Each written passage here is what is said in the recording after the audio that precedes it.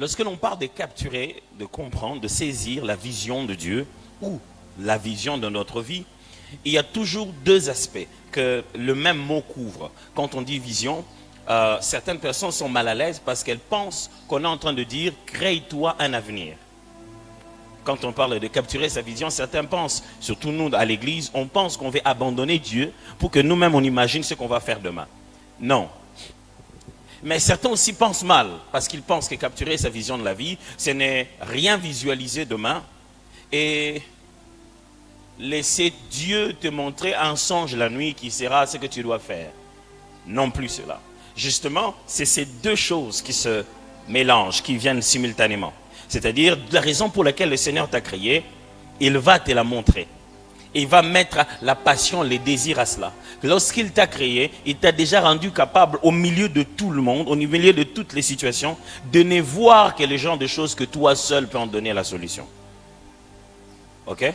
Il t'a programmé de sorte que on a une fête, on dit un tel va se marier, toi tu dis on contribue combien, un autre dit Tola Mandeni, un autre dit Ozalawapi. Chacun amène la contribution d'après le fait que dans chaque situation, il voit son apport à l'intérieur. Toujours en train de me suivre? Ça détermine le fait que sa mission sur la terre est de répondre à la chose. Du coup, quand on parle de capturer sa vision sur la terre, c'est de comprendre en réalité les choses pour lesquelles Dieu t'a créé toi, qui font que tu es ce que tu es. Pas ce que tu veux faire, mais ce qui fait qu'il se fera absolument par toi, que tu le veuilles ou non. Est-ce que quelqu'un me comprend ici? Il ne s'agit pas de rassembler tes désirs et tes plaisirs de l'avenir. Il s'agit d'identifier les choses qui sont liées à qui tu es. Les genres de choses que toi seul dois faire, en fin de compte, te dire, tout est accompli.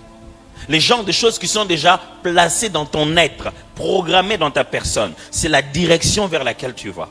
Ces choses-là, tu les désiras. Tu auras même l'impression de les avoir créées dans la tête. Tu as même l'impression que les idées ont trotté ta tête et tu as commencé à imaginer ça. Mais en réalité, c'était à l'intérieur de toi. C'est pour ça que Dieu t'a créé. Maintenant, le problème qu'il y a, c'est que quand on commence à regarder dehors, à voir les autres réaliser, on entre dans une petite perturbation. C'est-à-dire, on se dit, telle chose peut se faire par moi. Telle autre chose ne peut pas se faire par moi. Telle chose peut se faire par moi, telle autre chose ne peut pas se faire par moi.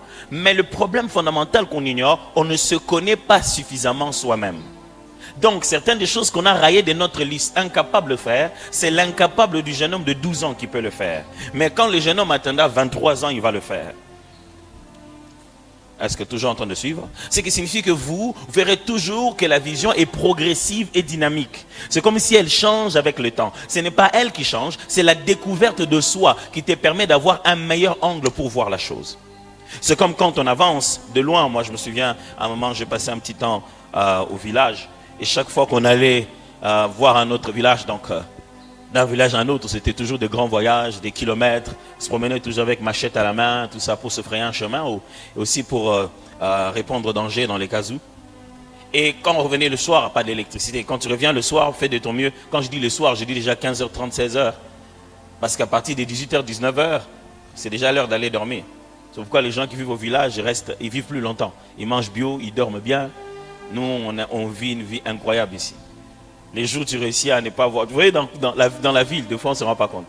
Les jours où tu vas se mettre à l'endroit, il n'y a aucun moteur. Même pas celui du congélateur. Aucun moteur. Même celui de la télé. Des fois, on se rend compte.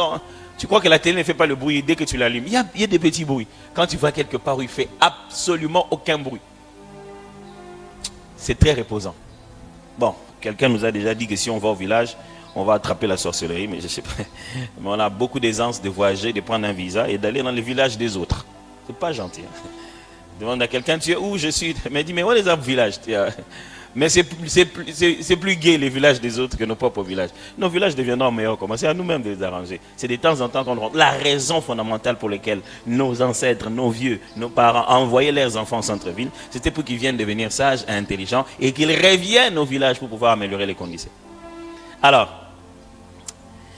j'ai pris l'exemple du village parce que j'étais en train de vous dire le fait que quand on rentrait en chemin, ça arrive jusqu'aujourd'hui, hein, si tu vas dans des endroits où il y a beaucoup de brousse et tout, et je marchais tout droit en chemin, et de loin, tu as l'impression que quelqu'un se cache bien accroupi. bloque un peu. Est-ce que c'est quelqu'un? Tu vois, comme quelqu'un qui est là avec un chien. Mais tu avances. Ils ne bougent pas, ils ne font rien. Ah, c'est quelqu'un. Tu changes d'abord de coin. Tu dis, bah, j'ai là. Okay, non, tu commences à avancer. Plus tu avances, à ce moment où tu avances, tu as peur. Tu es en train de redouter. Déjà, tu te dis, non, c'est un ignorant. Si c'est vraiment vrai. Deux fois même par courage, on dit, Wananani. Ah, après, on va se retrouver comme un ridicule on était. C'est comme ça même dans la vision. Hein. Dans la vision de la vie, quand tu progresses à la comprendre, tu vas te rire un jour. Vraiment, et quand tu t'approches, tu te rends compte que c'était un mirage. Ce n'était pas vrai. C'était l'angle de vue où tu t'étais né et que tu avais l'impression que c'était quelqu'un. Et puis tu t'avances encore, tu vois un autre. Tu te dis, on dirait Zamout maintenant. Un autre mirage. Jusqu'à arriver à la maison, tu vas en avoir 10 comme ça. Qu'est-ce qui se passe? Il y a vraiment quelqu'un ou pas? Il n'y a personne. C'est seulement l'angle de vue où tu te tiens. Et la distance que tu as par rapport à ce que tu es en train de voir peut te faire croire que la chose est d'une forme ou d'une autre. C'est-à-dire que certaines de nos visions de la vie, certaines de nos perspectives d'avenir, plus loin nous en sommes, il est possible qu'on ne le capture pas à 100%. Et maintenant, quand tu avances en âge, en maturité, tu commences à cerner cela. C'est pourquoi je vais vous donner un conseil gratuit aujourd'hui, vraiment en tant que pasteur, c'est que ne vous précipitez pas à dire jamais, à être catégorique, à dire moi d'ailleurs jamais dans ma vie. Parce qu'il est possible que votre jamais se transforme en toujours demain. Il est possible que ce que vous critiquez de loin, le jour où vous y approchez, vous vous rendez compte que ce n'était pas ça du tout. Je me rappelle de fois où j'ai crié en chemin. Je parlais aux arbres, aux herbes, que je ne savais pas. J'étais agité, mon cœur battait à la chamade. Si on avait pris ma tension, j'étais quasi malade. Malade pour rien.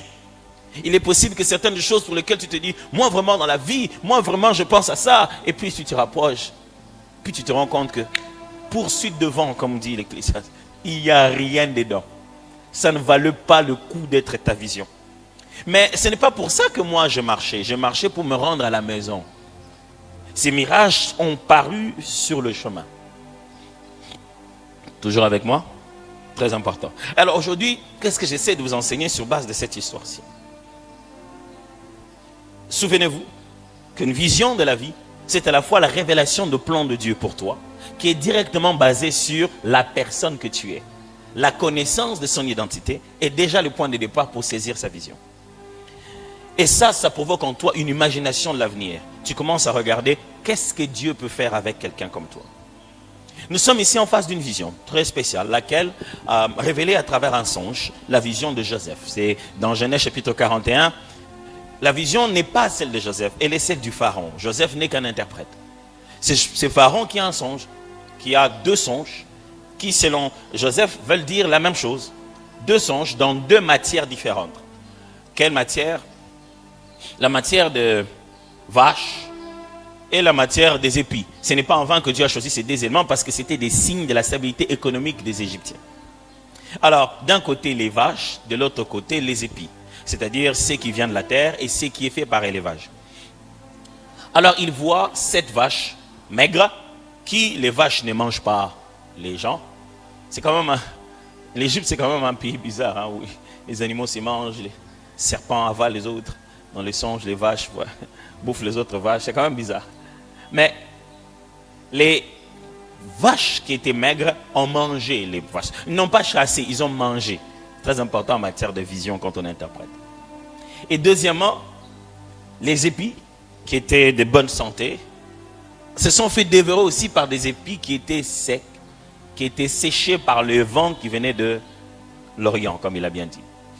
Alors, Pharaon ne comprend pas ce qu'il a reçu. Il est perturbé le matin. Il ne sait pas très bien ce que ça signifie. Il a besoin que quelqu'un l'interprète. Ce n'est pas encore ma leçon, mais j'aimerais quand même la placer là-bas. Quelquefois, dans la vie, vous avez besoin, je l'ai déjà dit d'une certaine manière dans les autres prédications, vous aurez très souvent besoin des interprètes de la vision. Les gens qui ne vous donnent pas la vision, mais qui, en restant à côté de vous, vous permettent de mieux saisir pourquoi Dieu vous a appelé. Leurs orientations, leurs paroles, leurs conseils, même s'ils n'ont pas tout compris de vous, mais les petites choses qu'ils vous disent, vous font dire, Je sais quoi faire. Il ne t'a pas dit quoi faire, mais après avoir parlé avec toi, après avoir échangé quelque chose, ça fait bouillonner un fardeau dedans de toi. Tu te dis, ah, c'est vrai, ça aussi je pouvais le faire. Et Pharaon a eu besoin de Joseph. Joseph arrive et Joseph donne son interprétation. Il dit au Pharaon, bon, il y aura 7 ans d'abondance et 7 ans de disette. J'aimerais vous dire que depuis cette époque, on connaissait déjà les saisons. On avait déjà la capacité de savoir qu'il y a l'hiver, qu'il y a l'été, qu'il y a l'automne. On savait déjà qu'il y avait le printemps. Ils connaissaient les différents moments sur base des semailles et des moissons. Peut-être qu'ils ne les donnaient pas les mêmes noms qu'aujourd'hui, mais on avait la capacité de connaître les saisons naturelles. Mais regardez ce que la Bible nous montre ici, à travers l'interprétation de Joseph. Première leçon, la vision te permet de reconnaître les saisons. Maintenant, je ne parle plus des saisons de pluie et des saisons sèches. Je ne parle plus de l'hiver. Je ne parle plus des autres choses. La vision te permet de connaître les saisons de la vie. La vie se vit aussi comme des saisons. Il y a un arbre, ce manguier était toujours là, chaque année. Mais ce manguier ne vit pas les mêmes réalités pendant 12 mois. Il y a un moment, ce manguier se développe. On le voit tout beau, les herbes sont là, mais il n'y a pas de mangue. Il y a un moment, on voit les mangues, plus on en voit qui mûrit, plus le manguier perd un peu de beauté. La vie dans laquelle nous suivons, la direction dans laquelle le Seigneur nous mène, elle est faite aussi des saisons. Vous ne pouvez pas vivre jusqu'à mourir sans vivre différentes saisons. Pas des saisons externes liées à votre corps, à la pluie, ainsi de suite. Non, des saisons par rapport aux ressources et aux sources que Dieu vous donne. Quelqu'un me suit? Les saisons par rapport aux choses que Dieu rend disponibles pour vous. Nous sommes en mission sur la terre et en tant qu'ambassadeurs, nous connaissons des saisons liées aux ressources. Dieu ne te fait pas travailler avec les mêmes personnes à tout moment. Il ne te donne pas les mêmes moyens à tout moment. Il ne te met pas au même endroit à tout moment. Il ne te demande pas la même chose à tout moment. Vous avez entendu ces 4 choses? Pas au même endroit à tout moment, pas les mêmes choses à tout moment, pas les mêmes personnes à tout moment, pas les mêmes endroits à tout moment. Ça sera toujours finalement ces 4 genres de ressources, que ce soit lié à l'endroit, à la localisation géographique, que ce soit lié aux moyens, aux ressources disponibles, que ce soit lié aux connexions, aux personnes providentielles, que ce soit lié à... Oui, non, on a expliqué qu'il faut... Beau révideux, aux vidéos, on va... Je suis en train de parler des 4 genres de ressources. J'ai parlé de l'endroit. Dieu ne te mettra pas au même moment à toutes les saisons. 2, Dieu ne te donnera pas les mêmes personnes à toutes les saisons. 3, Dieu ne te donnera pas les mêmes moyens à toutes les saisons. 4, Dieu ne te donnera pas les mêmes missions à toutes les saisons. Ce sont ces 4 choses qui sont des indicateurs d'un shift, que tu as changé de saison. Certaines saisons s'annoncent par la localisation, d'autres s'annoncent par la mission, d'autres s'annoncent par les ressources, d'autres s'annoncent par les relations qui changent. Et la vision, le fait que Dieu te parle avant, te permet de définir les types de saisons que tu vas avoir. Et c'est ce que Dieu est en train de dire à Pharaon. Il s'est dit, Pharaon, tu vas avoir 2 saisons. Dieu parle pour 14 ans, mes amis. 14 ans. Je ne comprends pas pourquoi, toi, le cantique qu'on doit chanter au culte, ça doit absolument te venir au culte. 14 ans avant. Ça, c'est derrière. Hein? Imaginez-vous qu'il ait parlé des milliers d'années avant que Jésus n'arrive. Si vous croyez que Dieu parle, je veux que vous puissiez savoir qu'il parle aussi pour 20, 30, 40 ans, 50 ans. Ne vous limitez pas à 2022. Pendant 2022, il peut vous parler des 14 ans. Quelqu'un m'entend? Pendant 2022, il peut vous parler des 25 ans. Pendant 2022, le Seigneur peut vous parler de quelque chose qui va arriver très très très loin. Est-ce que quelqu'un aimerait écouter ça de la part de Dieu? J'étais encore un jeune adolescent, très très très très jeune. Je ne sais pas, je devais avoir comme 14, 15 ans. Certaines des choses que j'ai vues aujourd'hui, je les connaissais depuis ce moment-là. 14 ans, mes amis.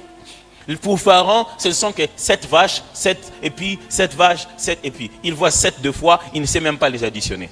Mais il a devant lui un seul songe d'une seule nuit, 2 songes d'une seule nuit qui garantissent 14 ans. Mes amis, il y a des prédications qui garantissent 20 ans de la vie. Toute la vie que tu es en train de vivre là, c'est ce message-là qui a donné totalement, c'est devenu, il y a des retraites, frère, que tu fais. La seule retraite là que tu avais fait à cette époque-là, c'est ce qui t'a donné un parchemin, qui t'a donné un plan d'action. Quelqu'un m'entend ici? C'est pourquoi quand Dieu dit va, vas-y. Quand il dit cache-toi, vas-y. Quand il dit j'ai besoin de te parler, vas-y.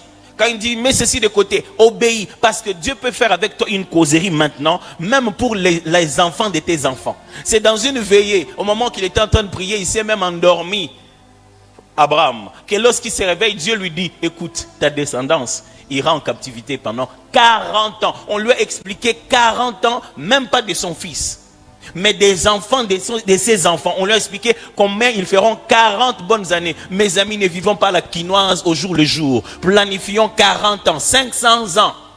Aujourd'hui, nous sommes en train de subir les choses que d'autres personnes, d'autres peuples ont planifiées pour leurs enfants 100 ans plus tard.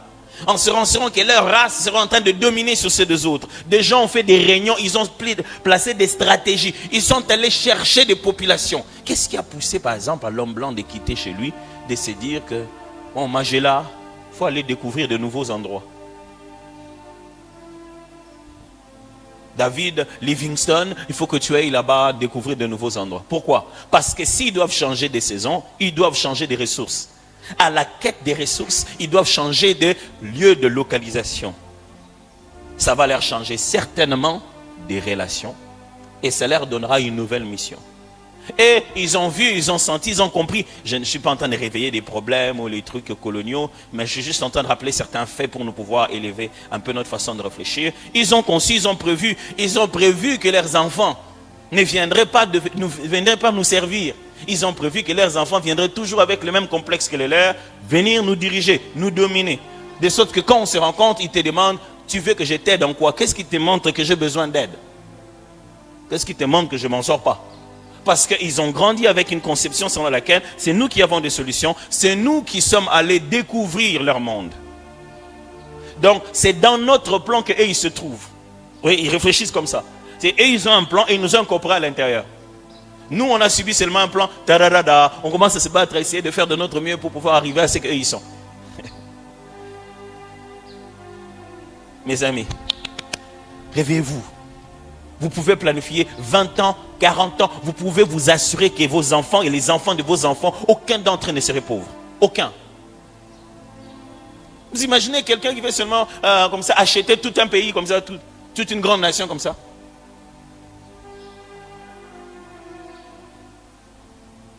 Pourquoi? Il sait qu'il va mourir. Cette terre va rester. Mais c'est pour les enfants de ses enfants. Mes amis, la vision de Dieu, ce n'est pas jusqu'en fin 2022. Ne cherchez pas une vision de 2022. Cherchez toute une vision de votre vie et de la vie de ceux qui vivent aux dépens de vous. De toute votre descendance, mes frères. Des gens qui ne te connaîtront que de nom, qui ne t'auront jamais vu, mais qui diront aux gens, es-tu plus grand que Jacob, notre descendant, qui nous a laissé ses puits? Ne faites pas un travail pour nourrir vos femmes et vos enfants. Faites un travail pour assurer que votre enfant derrière vous n'aura pas besoin de faire les mêmes types de travail. Est-ce que quelqu'un m'entend ou bien c'est trop fort ça? Pourquoi? Parce que la vision doit te donner la capacité d'identifier tes prochaines saisons. Le pharaon est sur le trône, en train de régner, ayant une garantie de 14 ans de gouvernance assurée avec qu'est-ce qui va se passer. Beaucoup de gens voudraient bien avoir ça aujourd'hui. Hein? Beaucoup de présidents aimeraient se rassurer 14 ans de sa gouvernance sur la nation. Se passerait comment, n'est-ce pas? Imaginez-vous. On est Excellence. Voici comment se passeront vos 14 ans. D'abord, seulement on peut dire 14 ans. Non, ils n'avaient pas la même chose parce qu'il n'y avait pas de problème d'élection. Il était déjà roi. Mais Dieu lui parle pour 14 ans. Et il lui dit déjà qu'il y aura 7 années d'abondance et 7 années de disette. Mes amis, quand Dieu vous montre ce qu'il veut que vous fassiez, désolé, il existe 2 dimensions de la vision. Il y a ce qu'on appelle la vision dans la dimension de l'homme et la vision dans la dimension de Dieu. Quand Dieu vous montre l'avenir, quand Dieu vous donne une vision, il vous fait parvenir une vision. Je ne parle pas quand vous imaginez ce que vous voulez faire demain, mais quand Dieu vous révèle une vision. Quand Dieu vous fait part d'une vision de l'avenir, il y a 2 dimensions. Bon, 2 types, 2 formes. Utilisez les mots, autres mots que vous voulez. Je vais juste vous dire qu'il y a 2. Il y a la première forme, c'est ce qu'on appelle au niveau de l'homme. C'est-à-dire, c'est au niveau où c'est la volonté humaine qui détermine la finalité de l'histoire qui est racontée. C'est-à-dire que le setup, la mise en place de tout ce qui va se faire, ça se fera à condition que toi, tu réagisses. C'est ce qu'on appelle la prophétie conditionnelle. Si tu obéis à l'Éternel, ton Dieu, voici les choses qui arriveront. Les choses là arriveront, mais à une condition. Vous suivez ça? Les Grecs utilisent le mot boulema pour parler d'une volonté qui demande une participation humaine. C'est la volonté de Dieu, c'est ce qu'il veut bien pour toi, mais pour lequel tu dois répondre. C'est ce qu'il veut. Il te dit, voici ce qui va se faire, voici ce que tu vas se faire. Si tu continues à me craindre, comme je l'ai dit, voici ce qui va se faire. Si. Et si tu ne comprends pas toi la condition qui est derrière, tu te dis, voilà, ça va se faire. Non, ça ne se fera pas. Et c'est comme ça que les gens sont perdus dans certaines prophéties. Les Seigneurs avaient dit, mais rien ne s'est fait. Pourquoi on a eu malheureusement une mauvaise saison de certains prophètes pour lesquels la seule condition prophétique, c'est l'offrande. Quel que soit ce qui te révèle, dit, si tu donnes une offrande, ça va se faire. Non, les conditions ne sont pas... L'offrande n'est pas la seule expression des efforts ou bien de notre consécration que Dieu nous demande. Il y en a tout un tas. Il peut nous demander la prière, il peut nous demander de commencer à poser un acte quelconque. Lisez bien la Bible, vous allez comprendre ça. Mais la deuxième forme, deuxième dimension, type, utilisez les mots que vous voulez, c'est la prophétie ou la révélation, la dimension divine. C'est-à-dire, c'est ce que la Bible utilise le mot dessein. Le grec parle de téléma. C'est-à-dire le plan fixé par Dieu. Dieu t'informe que je vais le faire. Bats-toi pour pouvoir te raligner. Ça, la prière n'y change rien. Il n'y a rien à prier pour ça, parce que ça fait partie du plan de Dieu immuable pour la destinée de l'univers. Et la Bible aime utiliser en français le terme dessein, les desseins de Dieu. Alors ici, Dieu était en train de faire connaître à Pharaon ses desseins. Et quand Joseph est en train de lui expliquer, il lui dit, Dieu a décidé qu'il y aura 2 saisons. Tu n'as rien à faire avec l'arrivée de ces saisons. Les saisons arriveront anyway. C'est-à-dire, il y aura une saison d'abondance, il y aura une saison de sécheresse. Il n'y a rien à faire. Dieu t'informe. Il ne te demande pas de participer. Il ne te demande pas de prier pour que les choses changent. Il t'informe.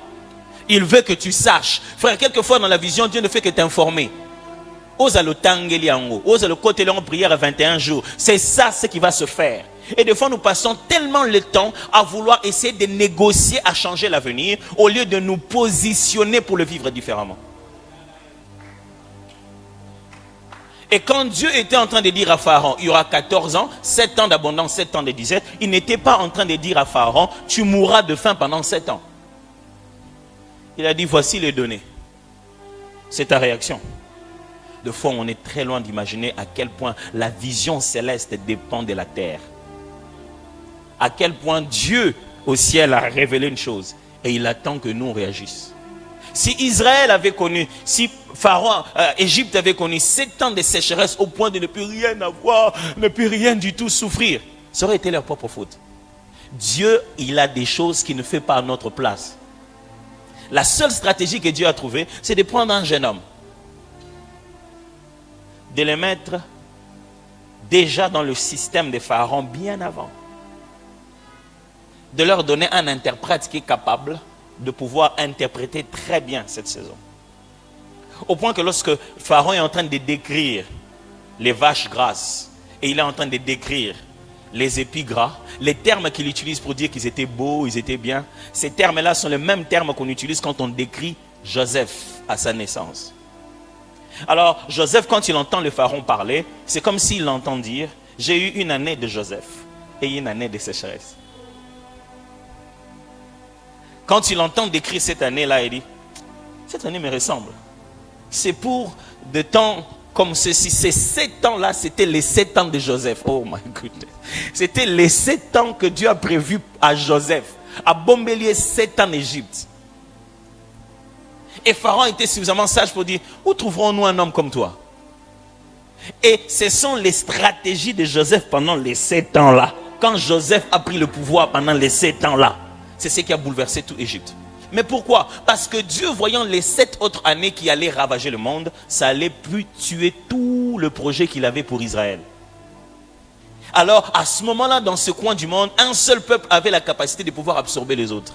Il fallait donner à ce peuple-là la sagesse de bien garder pour qu'ils soient capables de nourrir le monde entier et de faire entrer Israël au moment où ils viendront pour demander de l'aide.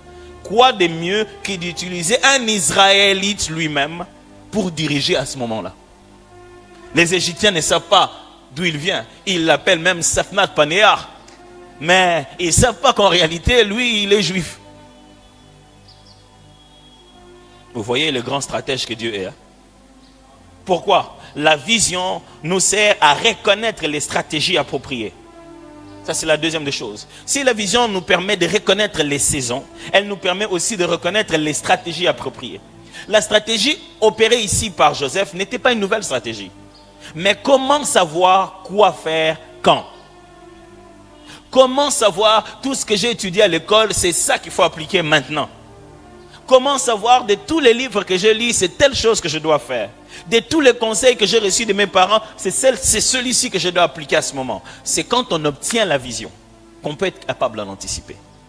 Il a pu interpréter la vision et dire, bon, le cas que nous avons ici, c'est 7 ans d'abondance, 7 ans de disette. Dieu ne dit pas, ainsi parle l'Éternel, vous allez souffrir, non? C'est pour cette raison, bon, je n'enseigne pas sur le prophétique ici. C'est pour cette raison, c'est très dangereux de se prononcer sur ce que Dieu a dit pendant que tu n'as fait que voir. Dis ce que tu as vu, ne dis pas que Dieu a dit. Ouais, ça, si j'entraînais les prophètes, que je leur expliquerais ça. Quelquefois, les gens voient et ils osent interpréter une chose pour laquelle ils n'en ont pas reçu les clés. Et ils te perturbent dans la vision qu'ils ont reçue. Ils te font même croire que tu as des actes à poser et ces actes-là sont biaisés.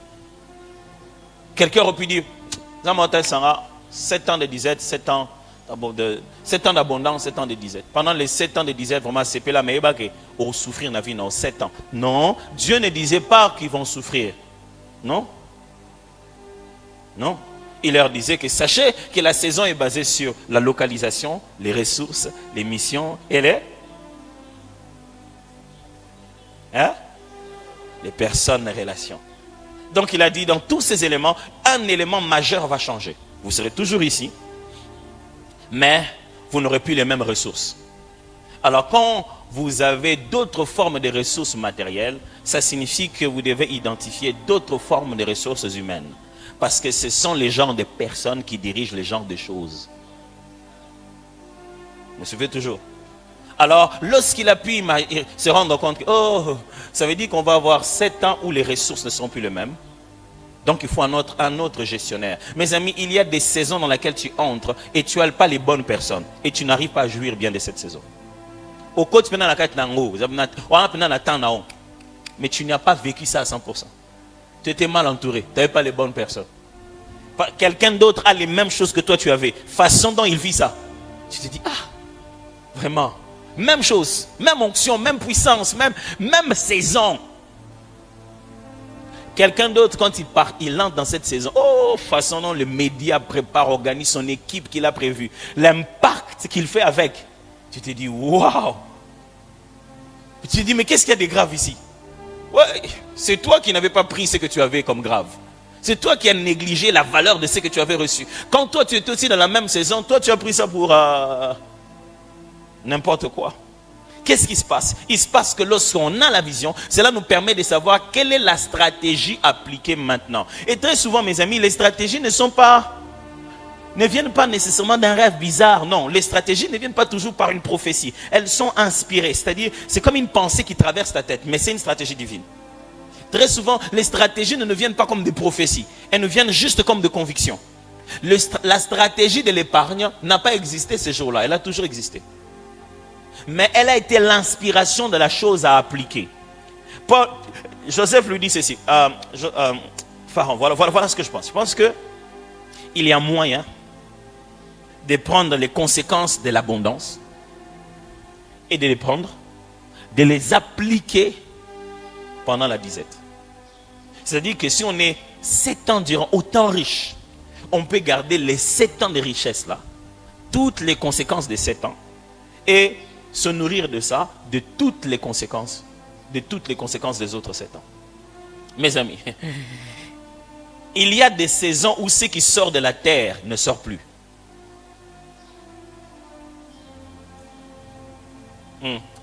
vous expliquer ça, j'espère que vous allez comprendre. Il y a des saisons où la matière première ne vient pas. Mais tu peux continuer à consommer les produits finis de la saison passée. Et ça va? C'est-à-dire, il y a des saisons bon mais tu continues à utiliser mutuko osoma bandakala osoma ki occasion te. Tu l'as acheté malamu osoma ya sika po umela nango tango za na mbongo te.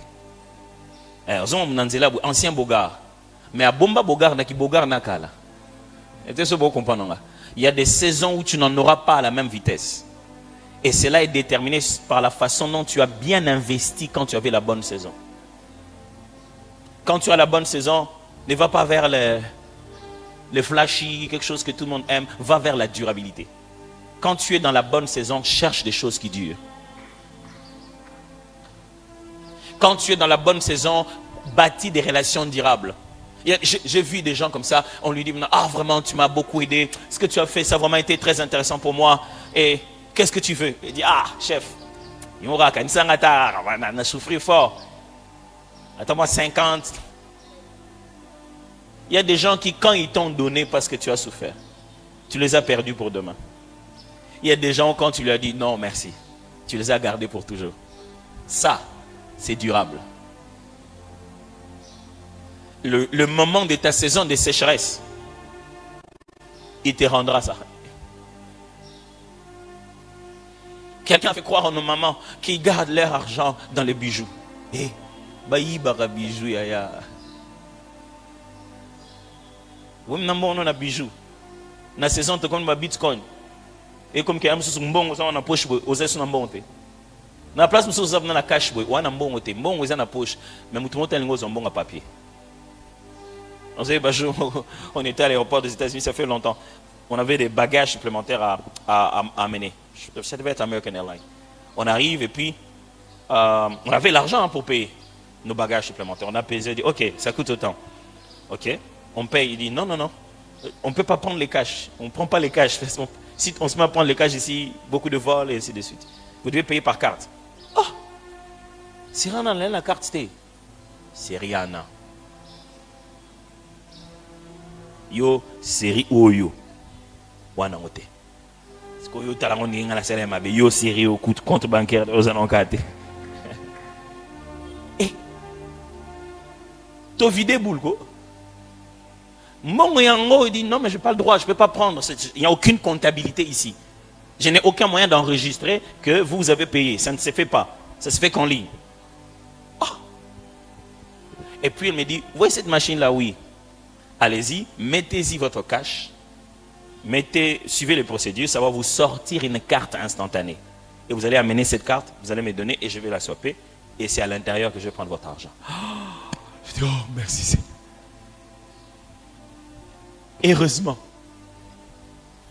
Heureusement qu'il y avait ça. Ce moyen qui m'a permis à ce que l'argent que j'ai se traduise en une valeur pour ce moment-là. Mes amis, vous pouvez être dans une saison où les billets de banque ne veulent plus rien dire. Alors, s'il vous plaît, pensez au durable, pas au passager. Bon, on a un sort, on a mis tout koufa. Ils ont mis tout comme ça, ils ont pris à l'opang. Quelqu'un nous a fait croire que ma belle a un atinate. Comme ça, il y a Zoma de bébé na biso. Pourquoi les gens voyageraient de si loin si ce n'est pas pour atterrir sur notre sol? Et la seule chose que toi tu ne veux pas avoir, c'est un terrain. Pour être fils et fille, tu devais avoir la capacité de posséder un chez toi. C'est intéressant. Mais on est dans un pays où beaucoup d'autres étrangers ont beaucoup plus d'espace que nous. Ce n'est pas l'État qui va se mettre à nous distribuer ça gratuitement comme ça non plus. Mais il faut être capable de pouvoir valoriser cette terre. Pas valoriser tes mèches, mais valoriser une saison pour que ça dure. Quelqu'un m'entend? On obtient la vision pour faire durer une saison. Je répète, on obtient la vision pour faire durer une saison. Il y a des gens à Sila Nae, mais dans Donc, Azalara tellement fort, Azalara tellement stratégique. Aujourd'hui, quand tu vas au Congo, surtout chez nous, dans la ville de Kinshasa, tu vois des gens qui vivent, qui ne travaillent plus. Surtout des gens qui étaient à l'époque de Mobutu, qui ont vieilli, qui ne travaillent plus, qui ne font plus rien dans la vie. Mais il vit une belle vie, sans stress. Quand il veut se faire soigner, il va à gauche, à droite. Il vit de quoi? Moi, on a eu un foutre à loyer. Il a investi dans des parcelles, dans des biens, qui fait qu'aujourd'hui, Pénard, il est chez lui, on paye le loyer ici, c'est bon, on paye le loyer là-bas. Il vit de ces différents loyers. Quand il en avait le moyen, il avait sémé dans du durable. De sorte que pendant la saison où il y a la sécheresse, où il ne travaille plus, il a quand même payé le minerval de ses enfants. Comment? Avec l'argent des loyers. Ceux qui, au moment où lui, il a acheté les parcelles, acheté des véhicules, n'ont plus rien pu faire. Mes amis, si aujourd'hui je vous enseigne toutes ces choses autour de la vision, pour ne pas vous rendre capable de créer une stratégie, de faire durer les moments de bénédiction, ça ne sert à rien. Et ces stratégies existent déjà. C'est juste que toi, tu dois faire la correspondance entre la saison et la bonne stratégie. Après avoir parlé, il expliquait, non, Joseph explique, il dit, année d'abondance, 7 ans, et puis année de sécheresse. C'est tellement évident. Mais mes amis, l'épargne n'est pas aussi évidente chez tout le monde. Hein. C'est pas aussi évident. Les gens se disent, bon, non, ça ni soukaka na oli angot. Ce qu'autant yo que senga muton sous sa paye ça, ya zongot. Pas ni aller qui a été. Si tu penses que tu peux demander à quelqu'un, c'est que quelqu'un d'autre épargne les siens. Si tu penses que tu peux aller demander à quelqu'un de t'aider, il épargne les siens. Est-ce que quelqu'un me comprend très bien?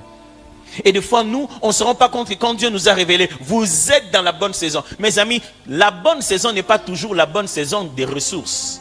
Elle peut être la bonne saison de localisation. Elle peut être la bonne saison des missions. Elle peut être la bonne saison des relations seulement. Tu peux juste être dans un moment où, toi, tu es en train de faire autre chose, mais tu rencontres des gens. J'étais en train de faire rire à ma femme. Un jour, je lui ai montré la carte de quelqu'un. Le nom de cette personne était même le nom de son entreprise en même temps. C'est une maison très connue, mais c'est basé sur son nom. J'ai dit, regarde, elle dit, ah, ça c'est la carte de telle maison. J'ai dit, non, ce n'est pas la carte de cette maison-là. C'est la carte de la personne elle-même. Mais qu'est-ce que toi, j'ai dit, il y a des gens qui tueraient pour avoir sa carte. Mais je garde ça au frais. Pour des moments convenables. Et quand il le faut, je maintiens la relation. Pour des temps convenables. Quand je dis temps convenable, ce n'est pas pour le temps où je viendrai lui demander. Non. Pour le temps où Dieu le ramènerait sur mon parcours. Pour le temps où, pour atteindre ce qu'il faudra, il sera question de lui. Est-ce que quelqu'un me comprend très bien ici? Il y a des moments où Dieu, ce sont des relations justes qu'il te donne. Et ces gens-là, des fois, ils te demandent des sacrifices incroyables. Dis, mon cher, est-ce que tu peux passer ici? Tu ne sais même pas lui expliquer que tu es venu en moto. Mais tu es venu quand même. Dieu a changé des relations. S'il peut changer des relations, il changera aussi des ressources, il changera aussi de localisation, il changera aussi de mission. Des fois, juste tu te rends compte, mais pourquoi je fais ça? Pourquoi c'est seulement ça que je suis en train de faire? Je ne faisais pas ça avant. Dieu t'a donné une mission, tu dis, mais Seigneur, pourquoi tu me donnes une mission pour laquelle je ne vois même pas des ressources? T'en fais pas. Quand une saison change, toutes les choses ne changent pas simultanément. Une de ces premières choses commence d'abord. Et après, les autres suivent. Nous, on aime bien quand ce sont les ressources qui commencent en premier, n'est-ce pas? Du coup, tu sens que tu as beaucoup. Mais si tu as plus de ressources sans comprendre la mission, tu peux mal les utiliser. Alors ici, Dieu est en train d'annoncer à Pharaon que je vais te changer des ressources. Alors tu dois en saisir la mission. La mission pour laquelle Dieu voulait rendre Égypte aussi riche pendant 7 ans, c'est pour que ça serve comme je vais appeler ça, un magasin de tout l'univers, de toute l'humanité à ce moment-là. Tout le peuple qui vivait dans les alentours était en train de mourir. L'espèce humaine dans ces secteurs-là a dû survivre à cause de la sagesse de Pharaon, la sagesse d'Égypte, la sagesse de Joseph. Tous les gens qui étaient là-bas, Égypte, les Égyptiens eux-mêmes, la Bible dit que certains ont vendu leur maison. Ils en sont même arrivés à se vendre eux-mêmes. Il dit, Pharaon, à partir d'aujourd'hui, comme dans Ayo, mais pas ça, quel degré de disette. Le Pharaon est devenu si puissant qu'il a même acheté ses propres sujets. Et tout le monde, y compris Israël, est venu chercher quelque chose.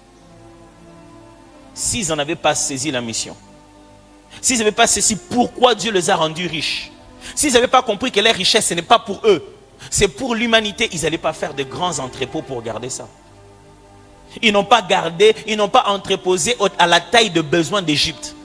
Ils ont entreposé à la taille de besoin de tout le peuple du monde pendant 7 ans. Je ne sais pas si vous vous rendez compte. C'est-à-dire pendant 7 ans, Ouganda, Burundi, Rwanda, Kenya, Angola, Brazzaville, tout le monde vient en RDC pendant 7 ans pour chercher quoi manger, quoi boire, quoi faire vivre leur peuple. Vous imaginez? Qu'est-ce que nous devons, combien nous devons garder pour que nous en ayons assez pour nous et assez pour eux tous? Et le truc c'est quoi? Mes amis, quand tu gères bien 2 saisons, tu peux t'en créer une 3e. Comme ça. Dieu ne lui a pas dit, après 14 ans, Égypte sera riche à quel point? Rien. Mais quand Égypte était riche de ressources, c'est-à-dire les premiers 7 ans, c'était qu'il y avait une grande abondance du côté de l'élevage et du côté de la moisson. La terre donnait plus vite. Et ils avaient facilement, ils faisaient des grandes moissons et les bêtes donnaient des enfants rapidement. Ils avaient un gros élevage. Après, ils ont gardé. Les gens demain ont commencé à, pendant le temps de disette, à acheter. Et ils ont commencé à leur vendre même le matériel. Parce que quelqu'un me suit très bien. Je peux être dans la saison où j'ai de l'argent. J'ai gardé mon argent. Et la saison où j'en ai pas beaucoup, je me suis retrouvé propriétaire. Parce que j'ai acheté chez quelqu'un qui s'est trouvé encore à un moment plus difficile que moi. Et puis, saison de mpiaka batu, et comme saison de richesse, non? C'est de ça que je suis en train de parler. Et l'Égypte se retrouve dans une 3e saison. Une saison où ils sont devenus riches, super riches. Pas d'élevage, pas de l'agriculture. Ils sont devenus riches des biens que les gens sont venus échanger pour acheter les ressources. Ils sont devenus riches à quel moment? Pendant leurs 7 ans de pauvreté. Pendant les 7 ans de sécheresse, ils ne sont pas devenus pauvres. J'aimerais que vous puissiez écouter ça bien. Pendant leurs 7 ans de sécheresse, ils ne sont pourtant pas devenus pauvres. C'est pendant les 7 ans de sécheresse qu'ils se sont enrichis. Parce que la richesse qu'ils ont gardée de leurs 7 ans d'abondance a fait qu'ils sont devenus plus riches que tout le monde. Du coup, tout le monde a besoin de venir acheter. C'est-à-dire, imaginez-vous, comme dans le niveau de Obi, le pango nao. Obi le pango na biso. To va na rate poani. Pendant to ku fananza. Zona ngo, pesa biso ka bloko olia pendant ba tekelo le pango na fufu. Mais peut-être vous comprenez le wana. On se retrouvait dans ma pango tant on allait betama. Tu as quitté la saison des ressources naturelles. Tu es passé à la saison des ressources matérielles. Pourquoi? Tu as su garder les ressources naturelles. Ils sont entrés dans une 3e saison des richesses qu'ils n'avaient même pas vues. Parce qu'ils ont su prendre 7 ans. Ils l'ont fait répliquer à 7 autres années. Ça leur a donné encore d'autres années de richesses. Les richesses des autres peuples ont commencé à être logées en Égypte. C'est-à-dire que quelqu'un regarde son plus précieux trésor et dit, il a pris ça, il dit, bon, voici ma vase d'or. Ils se sont retrouvés avec de l'or, pas parce qu'ils avaient l'argent pour payer de l'or, mais parce qu'ils avaient quelque chose, ils avaient bien gardé quelque chose de naturel, mes amis, de naturel. Dieu ne leur a pas dit, je vous donnerai 7 ans d'argent. Non, il leur a dit, je vous donnerai 7 ans d'abondance. C'est-à-dire, ce qui est naturel va juste se multiplier. Quand Dieu vous bénit, ce n'est pas en termes d'argent. Il vous bénit d'abord en termes... La bénédiction, c'est l'amplification des dons que Dieu vous a donnés. C'est-à-dire que Mikoloana et Baxion Bonte et Baxika et Sombe Libilambo Ozo Somba. Ba couleur Ozo Pona. Yango de ba client ba olinga. Yomo yebite Mikolo Ozana. Na boutique nous en a œil. So ok au Somba. Ba blo Ozo Yezo Kene Wawa. Oza en plein milieu d'une saison. Fais attention. Et c'est ce que les gens achètent là. C'est ça là les résultats de cette saison. Et si tu sais bien garder ça, à un moment donné, quand on n'achètera plus, toi tu seras capable de pouvoir encore mieux t'enrichir. À un moment donné, quelqu'un te dira, ah, mon cher, on ne peut pas un magasin, tu te retrouves à avoir 4, 5, 6 magasins comme ça là. Parce que tu t'y étais préparé. Est-ce que je vous ai troublé ce matin? Ça va? Hello, vous êtes là? Ça va. Ce beau qui s'en occupe, pasteur, attends, ça y est, quitte matinal, va te baser, quitter. Bon, comprendre pas un niveau. La médecin déjà regarde chaque temps. Moi, je me souviens que matinal, ils ne l'aura pas. Naya, oh, votre base est née. Bon, qu'on rapporte, c'était un souvenir. Mais je vous partage ces choses, pas juste comme des vérités, mais juste comme des conseils. Quand vous êtes assis avec quelqu'un qui vous dit qu'est-ce qui marche, c'est comme si je vous amenais dans les rues de Dubaï et je vous montrais où j'achète les choses qui font la particularité de mon marché. Est-ce que quelqu'un m'entend bien? Et je prie que ces choses entrent en vous. Ne regardez pas là où le monde regarde. Des fois, c'est la mauvaise direction. Le meilleur investissement se fait à un moment où vous ne pouvez pas vous imaginer. Alors, si Dieu nous parle maintenant, c'est que nous nous préparons à commencer par les saints en abondance. L'abondance commence avant la sécheresse. Si tu entres dans une sécheresse, pose-toi la question. C'était quand mon abondance? Tu étais dans l'abondance et tu ne l'as pas vu. Tu avais vécu ta saison d'abondance et tu ne l'as pas vu. Dieu ne t'enverra pas la sécheresse sans t'avoir envoyé l'abondance avant. C'est pour que tu sois capable avec cette abondance de jongler pour que pendant la sécheresse, tu ne puisses pas souffrir autant. L'abondance peut avoir été juste de l'énergie, hein, juste la force de faire plusieurs choses. Quand tu avais la force, tu l'as utilisé dans quoi? Ce que comme moi, âge, je au rendez-vous à 6h, l'homme qui bosse 7h. Vous combat, Seigneur, on a raté rendez-vous au Lembi. Quand vous avez ma casse, on a préféré là, à 2h du matin pour un film.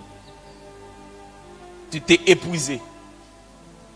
Père de gloire, je t'en supplie. Que la saison qui était venue avant revienne encore une fois. Ni t'était la grâce, Seigneur, que serons-nous? Nous avons compris. Ramène encore la saison d'abondance. S'il te plaît. Quelqu'un peut-être ce matin dans une abondance qu'il n'a pas saisi lui-même. Parce qu'il pensait que l'abondance doit être nécessairement en termes de ressources. Peut-être qu'il est dans l'abondance des relations. Peut-être qu'il est dans l'abondance des missions. Peut-être qu'il est dans l'abondance des localisations géographiques. Père de gloire, je t'en supplie, permets-nous de comprendre la raison de cette vision. Quand tu nous donnes une vision de l'avenir, c'est pour qu'on saisisse la différence des saisons. Et quand on saisit les saisons, c'est pour pouvoir mettre sur pied la stratégie appropriée. Que faire maintenant? Seigneur, toutes les stratégies ne marchent pas avec tout le monde. Réserve-nous de copier n'importe quoi. Donne-nous de faire notre chose, à notre manière. Quand on le ressent seulement, Père, la stratégie n'est pas toujours une prophétie. Elle peut être juste une pensée qui monte à cœur. Elle peut être quelque chose de disponible que tout le monde fait. Mais nous, on l'a fait pendant notre temps, à notre manière, et ça donnait quelque chose d'autre. Ce n'était pas la première fois qu'on épargne dans le monde, mais épargner pendant 7 ans, dans une période qui précède 7 ans de disette. Ça, c'était inspiré. Père, l'idée peut ne pas être emballante, elle ne peut pas être excitante, mais c'est l'idée divine. Quand on commence à l'accomplir, petit à petit, on finit par avoir l'impact de cela dans une autre saison. Dieu, pourquoi venons-nous chaque matin si ce n'est pas pour écouter tes conseils? Et pourquoi nous asseyons-nous à écouter tes conseils si ce n'est pas pour que ça nous rende plus sages dans ce monde? Heureux celui qui est fils du Tout-Puissant, le fils du propriétaire. Nous sommes le fils du propriétaire de la terre. Nous devions être plus sages que ceux de ce monde. Et la révélation de ta parole, elle nous éclaire. La parole est source de toute sagesse, la plus haute qu'on puisse chercher. Donne-nous de saisir qu'on ne vit pas pour 2 ans, pour 3 ans. On ne vit pas pour soi-même et pour son âge et sa carrière. On vit pour des générations. Les enfants des enfants, des enfants, des enfants. On vit pour quiconque portera son sang. Il ne faut pas préparer 2 jours. Il faut préparer 50 ans. Il faut préparer 70 ans. Donne-nous de voir beaucoup plus loin que décembre. Donne-nous de voir beaucoup plus loin que les vacances de cette année. Donne-nous de voir beaucoup plus loin que les mariages, oui. Donne-nous de voir beaucoup plus loin que le moment où on aura des enfants. Beaucoup plus loin. Oh. Tu sais comment mon cœur réclame. Comment je te prie du fond de moi-même. Merci de nous exaucer et de recevoir pour cela toute la gloire.